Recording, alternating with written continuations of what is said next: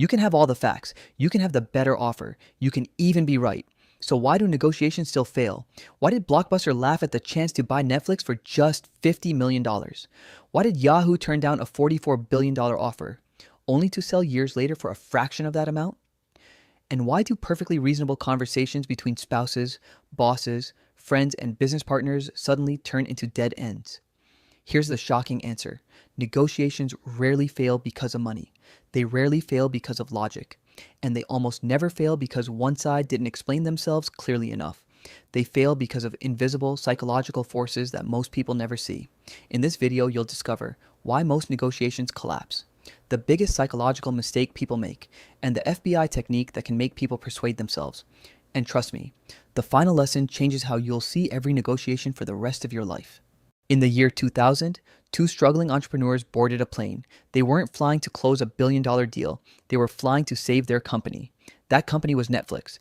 At the time, Netflix was losing money. Blockbuster was the king of entertainment. Thousands of stores, billions in revenue, total dominance. Netflix offered to sell itself for $50 million. Today, that sounds ridiculous. But back then, it sounded ridiculous for a completely different reason. According to several accounts of the meeting, Blockbuster executives essentially dismissed the idea. Some reports even suggest they laughed, and that's where the story gets interesting. Because Blockbuster wasn't stupid. The people in that room weren't amateurs. They had experience, data, market knowledge, smart advisors. Everything you're told creates successful negotiations. And yet they still got it catastrophically wrong. Why? Because negotiation failure almost never starts at the negotiation table. It starts inside the human brain. And once you understand what's happening there, you'll start noticing the same patterns everywhere. In business, in relationships, in politics, even in arguments you had last week. Here's where things get weird. The first reason negotiations fail is the exact opposite of what most people believe. One, the myth of logic. Most people think negotiation is a logic problem. That's the myth.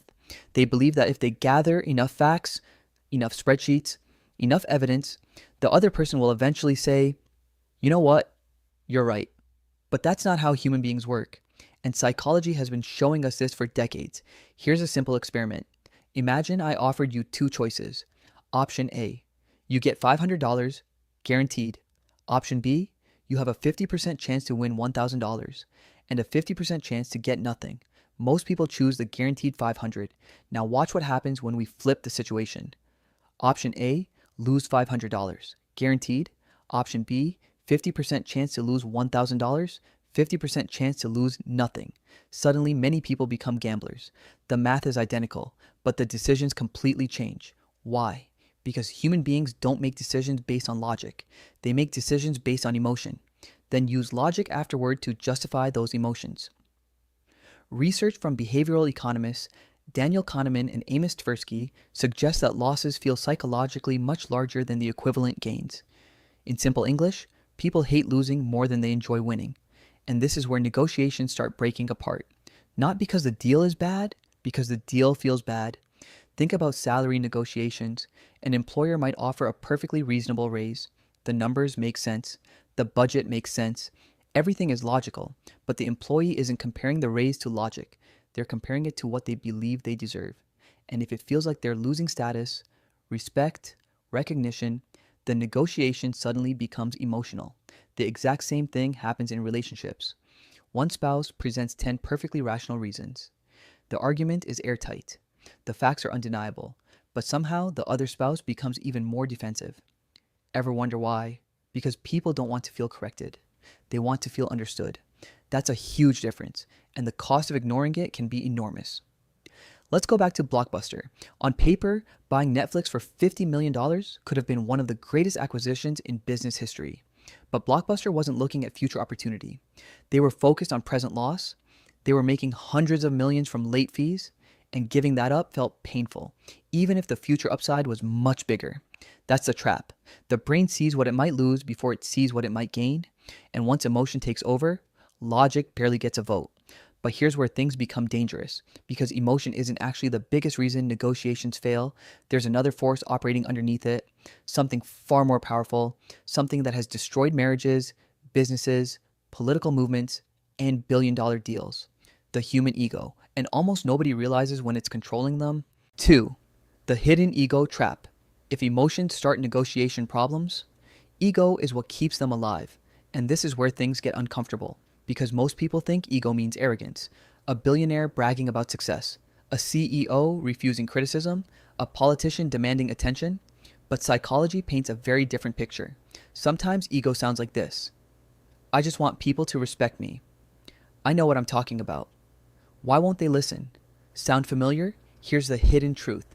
The moment people feel their identity is under attack, logic stops mattering. Psychologists call this psychological reactance.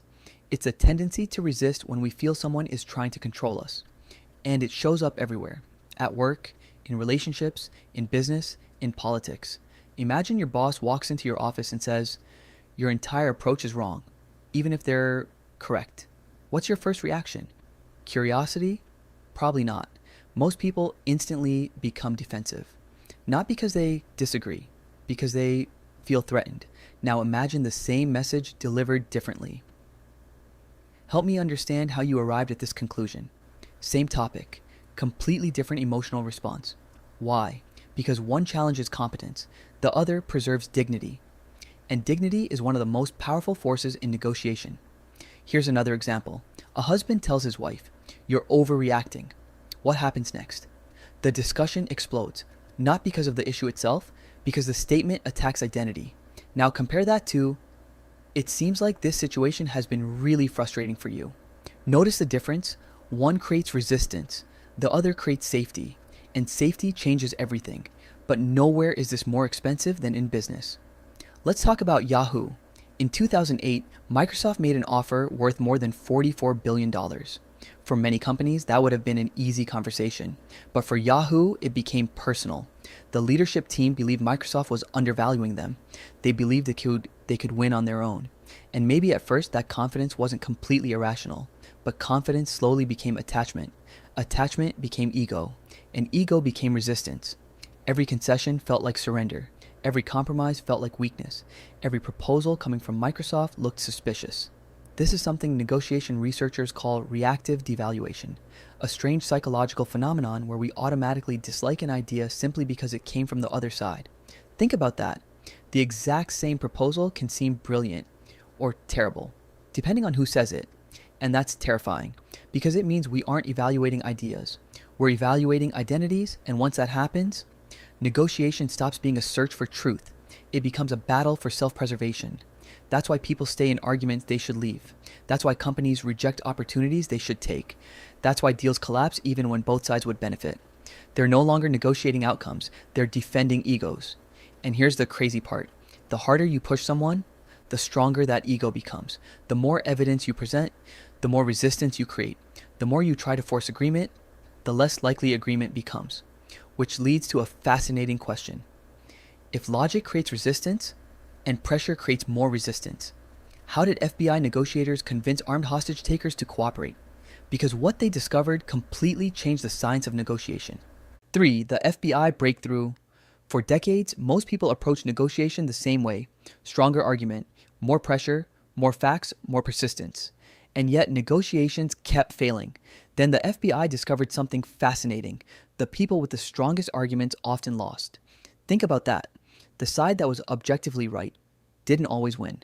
Why? Because human beings don't want to be defeated. They want to be understood. And nobody learned this lesson better than former FBI hostage negotiator Chris Voss. For years, Voss negotiated with bank robbers, kidnappers, armed criminals, people who were emotional, irrational, and incredibly dangerous. The FBI tried traditional approaches. They tried logic, they tried demands, they tried authority, and sometimes it made situations worse. The negotiators noticed a pattern. The more they pushed, the more resistance they created. The more they argued, the more people dug in. Sound familiar? Because the exact same thing happens during salary negotiations, business deals, marriage arguments, even conversations on social media. Here's where things get really interesting. The breakthrough wasn't a new argument. It wasn't a clever tactic. It wasn't some secret psychological trick. It was empathy, not sympathy. Empathy. There's a huge difference. Sympathy means you agree. Empathy means you understand. Chris Voss called it tactical empathy, the ability to identify what another person is feeling. and make them feel understood, even when you completely disagree. At first, that sounds almost too simple until you see what happens next. Imagine a hostage negotiator speaking to someone holding innocent people at gunpoint. The negotiator doesn't start with, "You're wrong. You're crazy. Let them go." Instead, they say something like, "It sounds like you feel trapped. It seems like nobody has been listening to you. It looks like you're carrying a lot right now. Notice what's happening. They're not agreeing. They're labeling emotions. And something remarkable happens. The tension starts to drop because for the first time, the other person feels heard. And when people feel heard, they stop fighting to prove they exist, but tactical empathy was only the beginning. Then negotiators discovered another tool, something almost ridiculously simple, a technique called mirroring. Here's how it works. Someone says, "This offer just doesn't work for us." Most people immediately defend themselves. They explain, justify, argue. But FBI negotiators do something different. They simply repeat the last few words. "This offer doesn't work for you." That's it. No argument, no pressure, no counterattack. And strangely, people start talking. They elaborate, they explain, they reveal information they never planned to reveal because human beings have a natural urge to fill silence. And that's where leverage comes from, not from talking, from listening. In fact, many elite negotiators say the person asking questions often controls the conversation more than the person giving answers. But the most powerful discovery was still ahead, because tactical empathy and mirroring help lower resistance. Yet they don't fully explain why some negotiations completely transform. For that, we need to look at one final breakthrough, a discovery so powerful that once you see it, you'll start noticing it everywhere.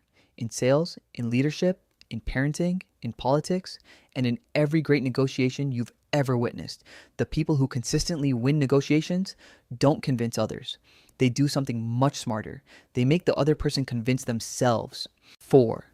The real secret. Let's connect everything. Blockbuster, Yahoo, hostage negotiations, marriage arguments, salary negotiations. At first glance, they seem completely unrelated, but underneath, the same psychological force is operating every single time. People want ownership, not instruction. Think about the last time someone told you exactly what to do. How did it feel? Probably annoying, maybe even insulting, even if their advice was correct. Now think about a time when someone asked a question and somehow you arrived at the answer yourself. Completely different experience, same destination, different journey. And that journey is a secret because the best negotiators understand something most people never learn. People are far more committed to conclusions they reach themselves than conclusions forced upon them. This idea appears throughout psychology, throughout behavioral science, throughout leadership research, and throughout negotiation. The moment people feel ownership over an idea, resistance drops, commitment rises, and cooperation becomes possible. Here's a simple example. Imagine you're a manager. An employee keeps missing deadlines. Most managers say you need to be more organized. Sounds reasonable, but it usually creates resistance. Now try this instead. What do you think is causing these delays? The employee starts thinking, analyzing, explaining, then ask, what do you think would help solve it? Now something powerful happens. The solution becomes theirs, not yours. And people fight harder for their own ideas than they ever will for yours. This is why great negotiators ask questions, not because they lack answers, because questions create ownership, and ownership creates change. Chris Voss understood this. That's why one of his most famous tools wasn't a statement. It was a question, a calibrated question. Something like, how am I supposed to do that? At first glance, it seems harmless. But watch what happens. The other person suddenly has a problem to solve. Your problem. They stop defending. They start thinking. They stop attacking. They start collaborating. Without realizing it, they've moved from adversary to partner. And that changes the entire negotiation. Here's where things become almost counterintuitive. The strongest negotiator in the room often looks like the least aggressive person. They're not dominating. They're not interrupting. They're not overwhelming people with facts. They're listening, observing, guiding, creating space. Because they know a secret most people never discover. Human beings don't like being persuaded. They like persuading themselves. And once you see that, you start noticing why so many negotiations fail. The salesperson keeps talking. The customer shuts down. The manager keeps pushing. The employee resists. The spouse keeps arguing. The relationship deteriorates, the politician keeps lecturing, the voters become more entrenched. Same pattern, different environment. The problem isn't intelligence, the problem isn't information, the problem is ownership. People support what they help create and reject what gets forced upon them. Which brings us to the most important lesson in this entire video. Negotiation is not about winning an argument. It's about creating conditions where agreement feels like the other person's idea. The moment you understand that, everything changes. Let's go back to the question we started with. Why do negotiations fail? Not because one side lacked facts, not because one side wasn't smart enough, and usually not because the deal itself was bad. Negotiations fail because human beings are emotional long before they are logical. Blockbuster didn't just reject Netflix, they were protecting what they feared losing. Yahoo didn't just reject Microsoft, they were protecting how they saw themselves. And every day, ordinary people make the exact same mistake. At work, at home, in business, in life. They focus on logic, while ignoring psychology. They push harder, when they should listen longer. They argue more, when they should ask better questions. They try to win, when they should try to understand. Because in the end, the best negotiators know three things. Logic rarely wins. Ego kills deals. Empathy changes outcomes. And once you understand those three principles, you'll start seeing negotiation differently. Not as a battle, not as a contest, but as a process of helping people move toward a decision. One they genuinely believe is their own. And that's where real influence begins. So let me ask you something. What's the worst negotiation mistake you've ever made? Was it a salary discussion? A business deal? A relationship argument? Or was it realizing too late that being right wasn't enough? Let me know in the comments. I read every single one. And if you enjoyed this video, subscribe, because the next lesson might save your next deal before it even begins. And trust me, the negotiation mistake we're covering next is one that almost everyone makes, including highly successful people. I'll see you in the next video.